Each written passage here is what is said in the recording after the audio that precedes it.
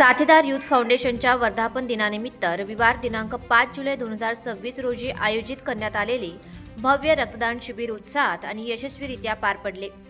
सकाळी 8 ते सायंकाळी 6 वाजेपर्यंत साथीदार युथ फाउंडेशन कार्यालय वखार भाग सांगली येथे झालेल्या या सामाजिक उपक्रमाला नागरिकांचा उत्स्फूर्त प्रतिसाद लाभला।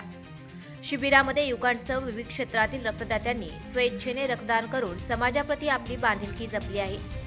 रक्तदात्यांचा प्रमाणपत्र देऊन सन्मान करण्यात आला। रक्तदानामुळे गरजू रुग्णांना वेळेत रक्त उपलब्ध होऊन अनेकांचे प्राण वाचू शकतात असा संदेश यावेळी देण्यात आला।